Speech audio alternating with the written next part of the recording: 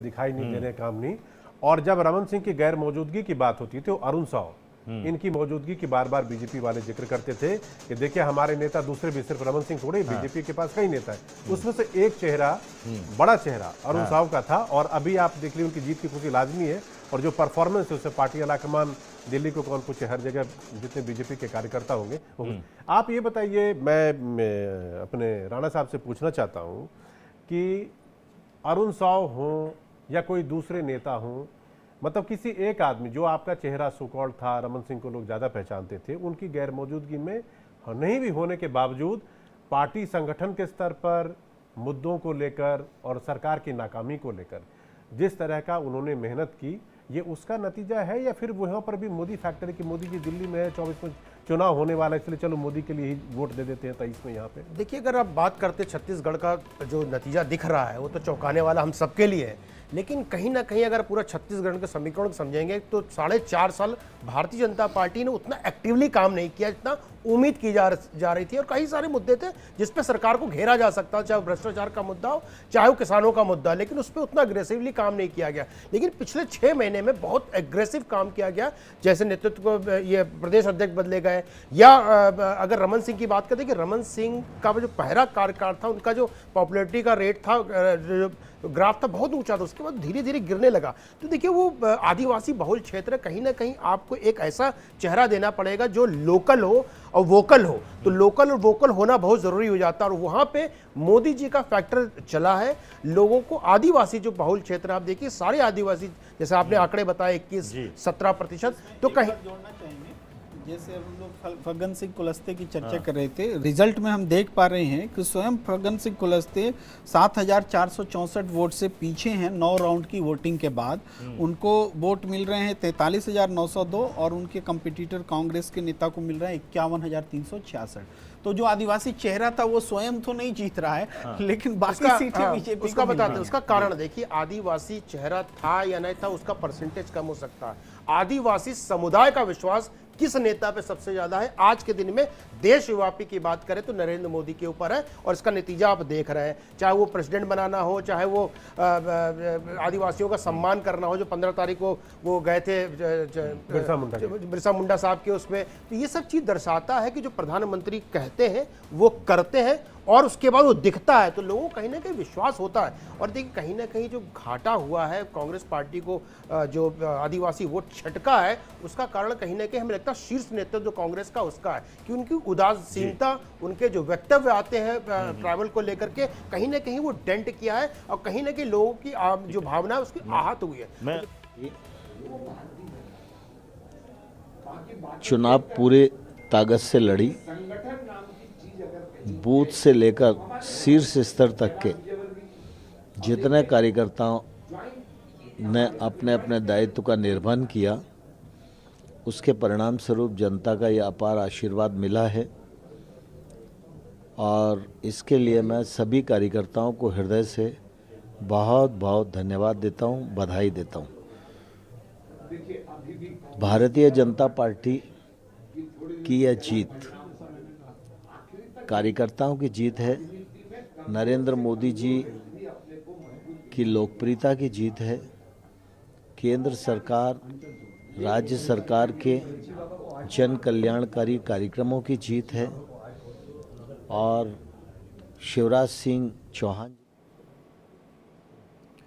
तो नरेंद्र सिंह तोमर को आप सुन रहे थे, जो कह रहे थे कि ये कार्यकर्ताओं की जीत है, पार्टी के लिए बड़ी जीत है। अबू शर्मा जी, आपने लगभग सभी स्टेट में, खासतौर पर तीनों स्टेट में आपने सीएम चेहरे को सामने प्रोजेक्ट करके चुनाव लड़ा।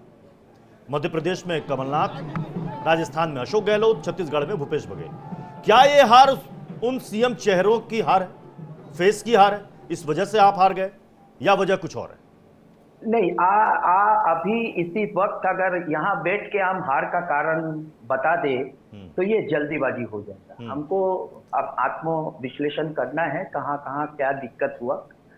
इतना जल्दी तो हम कह नहीं सकते हैं, लेकिन राजस्थान का बात अगर कहे तो छत्तीसगढ़ में हमारा सरकार था, शायद कोई कमियां रह गई, एंटी इनकम्बेंसी वहां काम कर गया। राजस्थान में हमारा प्रदर्शन बहुत अच्छा रहा। पिछले बार की तुलना में अगर देखा जाए, वहां 5-5 साल में सत्ता बदल जाते हैं, और उसके बावजूद हम लोग जो वहाँ नतीजा अभी तक नतीजा है वो हमारा ठीक ठाक ही है। आप देखते हैं, बाकी पार्टी लीडरशिप तय करेंगे जो आगे क्या। लेकिन आप ये मान रहे हैं कि ये कांग्रेस के लिए बड़ी हार है? नहीं, बड़ी हार की बात नहीं है। हार बड़ी छोटी ऐसा कुछ नहीं होता है, समय समय की बात है सर। हमने तेलंगाना में जीता, वो भी बड़ी जीत है, और कहीं हारा, वो भी हार है। हार बड़ी छोटी नहीं होता है। कर्नाटक और हिमाचल की जीत के बाद जो एक कांग्रेस कार्यकर्ताओं का जोश हाई गया था, और ये लोकसभा चुनाव के कुछ महीनों पहले हुए 5 राज्यों के चुनाव के नतीजे जो फिलहाल रुझान है, कहीं वो डिसअपॉइंट तो नहीं कर देंगे, मनोबल तो नहीं गिराएंगे? मैं बार बार आपको यही कहना चाहता हूं, जो राहुल गांधी जी ने भारत जोड़ो यात्रा के माध्यम से कर्नाटक, आंध्रा, तेलंगाना, ये सब इलाका में, हाँ राजस्थान में भी भारत जोड़ो यात्रा आया, छोटा पैमाने पर आया। अभी हमारा जो दूसरा चरण बाकी है, अगर हम दूसरा चरण में ये जो भी जितने सारी कमियां हैं, वो सारी कमियां हमारा दूर हो जाएगा। जिस तरह से हम लोग कर्नाटक में कमियां दूर की, तेलंगाना में कमियां दूर की, हिमाचल प्रदेश में दूर की, उस तरह से अभी आपने एक नारा सुना, अभी आपने देखा एक ट्वीट बीजेपी ने किया है कि देश में सिर्फ एक ही गारंटी चलती है, वो है मोदी की गारंटी, और उसी गारंटी पर अब मतदाता वोट करता है। ये मोहन भागवत जी के ऊपर लिखा हुआ एक किताब है जी, ठीक है, मैं ये किताब को पढ़ता हूं। अचानक आपका सवाल के साथ इस किताब का संबंध जोड़ गया, तो मैं आपको बता रहा हूं। इस किताब में मोहन भागवत जी बता रहे हैं, ये एक बहुत बड़ा देश है, और इस देश में किसी एक आदमी का सिद्धांत में ये देश नहीं चलना चाहिए, कलेक्टिव डिसीजन में ये देश चलना चाहिए, सबको लेके चलना चाहिए। भारतीय जनता पार्टी का अगर सर्वोच्च कुछ मतलब महाकाश हो तो वो आरएसएस होता है, आरएसएस का प्रमुख होता है, माँ बाप जो भी हो, सब कुछ आरएसएस होता है। और ये आरएसएस का कहना है जो कलेक्टिव डिसीजन में चलना चाहिए, एक आदमी का सिद्धांत में ये देश नहीं चलना चाहिए। तो ये मैं आपको सवाल का जवाब शायद। जनता उन पर अगाध प्रेम और श्रद्धा रखती है, ये उनके नेतृत्व की विजय है। अमित भाई ने जो रणनीति बनाई, ये उसका परिणाम है। नड्डा जी का हमें मार्गदर्शन मिला, मैं केंद्र को प्रणाम करता हूं। फिर हमने पूरे चुनाव को पूरी ताकत से सामूहिक नेतृत्व में लड़ा। हमारे प्रदेश अध्यक्ष वीडी शर्मा जी और संगठन के बाकी सारे कार्यकर्ता भी काम में लगे। और सबसे बड़ी एक बात और है कि डबल इंजन की सरकार, नरेंद्र मोदी जी का आशीर्वाद सदैव मध्य प्रदेश को मिला, तो केंद्र सरकार की योजनाओं का भी आदर्श क्रियान्वयन हमने मध्य प्रदेश में किया। और मध्य प्रदेश सरकार ने इतने वर्षों में, चाहे सड़क हो, बिजली हो, पानी हो, शिक्षा हो, स्वास्थ्य हो, सिंचाई हो, कोई भी क्षेत्र ऐसा नहीं छोड़ा जिसमें बेहतर काम ना किया हो। ये एक दिन में परिणाम नहीं आता, लगातार बेहतर काम करने के कारण परिणाम आता है।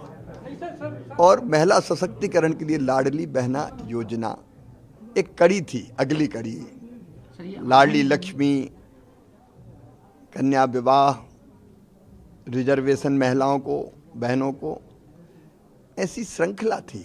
उसकी एक अगली कड़ी थी लाडली बहना, और अब होगी लखपति बहना। तो उनका भरपूर आशीर्वाद मिला।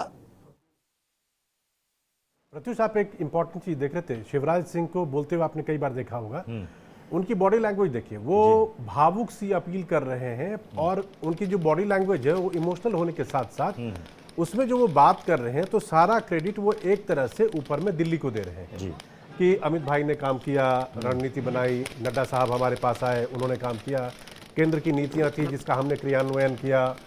और फिर पीछे में जाकर वो बात करते हैं किसकी, लाडली बहना योजना की, या महिलाओं के लिए उन्होंने जो कुछ भी किया। ये एक तरह से ये बताने की या जताने की कोशिश है कि भाई राज्य सरकार मध्य प्रदेश में उन्होंने जो काम किया वो पीछे की बात है, जो कुछ है सब कुछ दिल्ली और हमारे आलाकमान के निर्देशों के हिसाब मतलब से वो यानी क्रेडिट दे रहे हैं। खुद पर वो क्रेडिट नहीं लेना जी, चाहते जी, कि कोई बिल्कुल, वहां पर मैं ये ना वही सवाल करे कि शिवराज जी यहाँ खुद बिल्कुल। अकेले क्रेडिट लिए जा रहे हैं। प्रेम जी, जी वोटिंग परसेंटेज को लेकर, क्योंकि वोटिंग परसेंटेज जब हाई रहा है, लोग कहते हैं सत्ता परिवर्तन होता है, एंटी इनकम्बेंसी, लेकिन कई बार हाई वोटिंग परसेंटेज के बावजूद सरकार वहीं रह जाती है, बदलती नहीं है। लेकिन जो वोट शेयर है वो बढ़ा है पिछले बार के मुकाबले बीजेपी का। जी जी, इसमें इंपॉर्टेंट बात जैसे मध्य प्रदेश में देखिए, मध्य प्रदेश में बीजेपी को 48% वोट मिल रहे हैं। तो ये जब 48 लगभग 50 मान लीजिए, अगर 48 हो गया तो यहाँ तक पहुँच जाने के बाद तो सफाया हो जाता है, वो दिख रहा है। पिछली बार राजस्थान शायद अगर मैं गलत नहीं हूं तो 41 नहीं, दोनों का मतलब आसपास था। हाँ, 9% का मतलब 39.8%। देखिए कांग्रेस वोट ये परसेंट की राजस्थान, बात एमपी की बात। प्रत्युष हाँ, एमपी में vote 41 point something. Yes MP की बात हो रही है। तो मध्य प्रदेश में कांग्रेस का वोट बैंक हल्का सा गिरा है, मतलब वहीं आप कह पर रहे हैं है। कि वो वोट परसेंटेज लेकिन यहाँ दिख रहा है वो सीटों वोट- में। वो ओके। ये जो है 48% है Yes. मध्य प्रदेश में। ओके। और राजस्थान में हम देख रहे हैं कि कांग्रेस का इंटैक्ट है वोट, हाँ। 39% पर बना हुआ है, और बीजेपी 39 से थोड़ा सा कम थी, जो अब 43 पर पहुंच गई। तो वो 4% का जंप लेती है, कांग्रेस से 3% लगभग